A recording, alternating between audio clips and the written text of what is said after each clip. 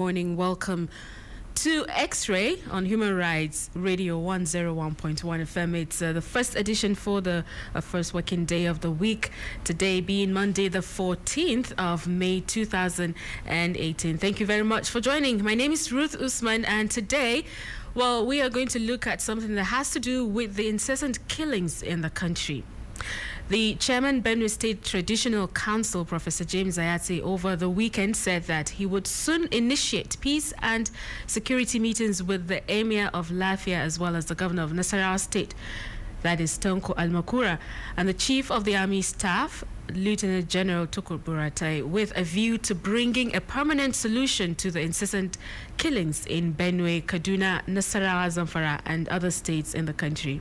Where he said part of the crisis that led to the continuous killings of the Tiv by herdsmen is political, as well as factors including land disputes and market disagreement, among others. Well, this is going to be, form the focus of our conversation this morning. Joining me in the studio is Malan Kabiru Usman, who is a political analyst. Good morning and welcome. Good morning. I also have, he's a regular, Comrade Saliu Mahmoud. Good morning. A pleasant morning to you and Nigerians. All right, you're welcome. So now the government has always focused on the political, the military, approach, especially to this issue of incessant killings and all of that in the country. Now, do you think there is really a need to involve the traditional class? Let's listen to you, Malan Kabiru. Yes, it's even overdue. The traditional rulers, they have a role to play. If traditional ruler will come in as part of the security of this country, I think almost about 80% of the security challenges will be over. Why do you think so? Most of the emirs or obas, they have their district heads, they have the dekatei, they have the hakimi, that's the ambassadors. So if they would check those settlers settling in their own places, I think the security will be over. Because as a chief or as a Meangwa, if somebody came to settle in my area, I have to notify, I have to make sure the kind of job he's into and the kind of lifestyle he's into and where he comes from.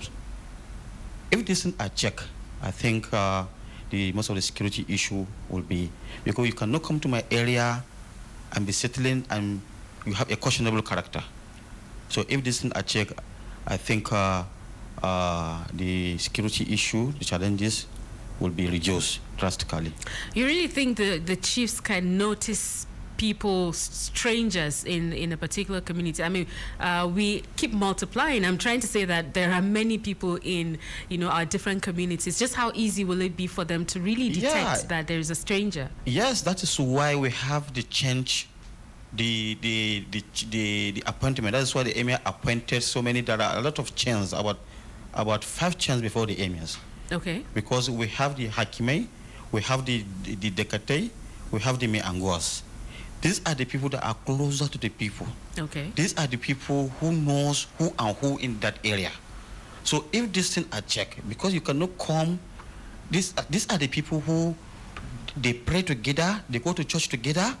So if these people, the settlers have some questionable character, I think they all know, unless we are shining away from the reality.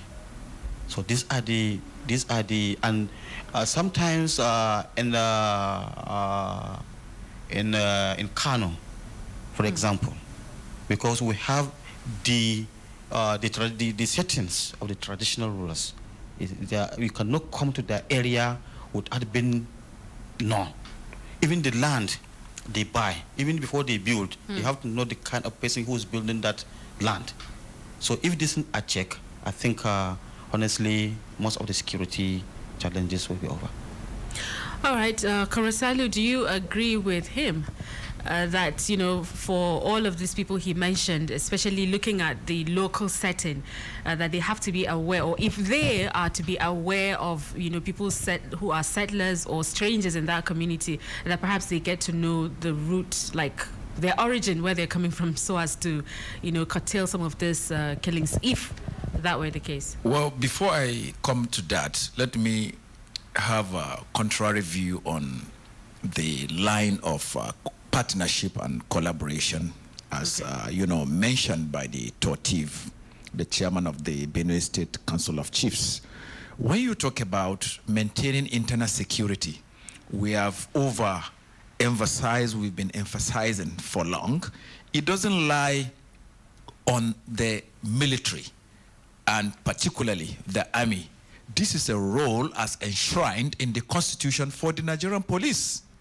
And again, by trying to exempt and not mentioning the police again is bringing us back to trying to militarize this country at a time we are propagating the trial to make the police take charge of their roles as people to maintain law and order, people to be in charge of internal security. It is only the defense of this country and fight against external aggression that ought to be the role of the Army, Navy, and the Air Force. Therefore, I think the chairman of the Benue State Council of Traditional Rulers should make an immediate correction. This is the same bone of contention that has made these herdsmen as well as farmers clash to, continue, because this is an issue that is more of civil.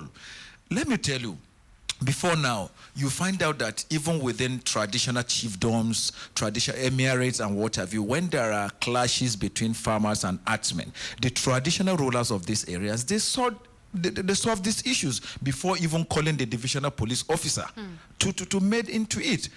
Not until our politicians came. So I want to say, I will agree with my good friend here that the roles of traditional rulers can help to, bring solutions to it, because they are still highly revered, respected, and our traditional institutions, irrespective of the geopolitical zones in the country, in the east you have the Ezes, in the north emirs, in the southwest Obas, and the other parts we have emirs and host of others. I think even the politicians themselves, sometimes they always go to garner support from these traditional chiefs in order to win election, because they know their people than anybody. Like the community I come from, I want to tell you, for instance, if you are coming either as a foreigner, as a stranger, or what have you, already it is known. The first point of call is the Emir's palace. Okay. You tell the Emir's emissaries, not even the Emir directly, personally, the emissaries. That is the title orders within the palace, the Obandomas, the Magajis, the Waziris, what your mission is and what you do for a living. After explaining that, they will carry out a background check unknowingly to you, where you are coming from. If you had committed murder somewhere and you are running away, they will get to know. This thing happened, I think, at some 2 years ago, where somebody who murdered somebody in Sokoto relocated to my community. But do you know, it was later realized and known, and he was surprised. The police commander. Because I really wanted to just ask that, do you think our communities really, are up to date with our communities are still that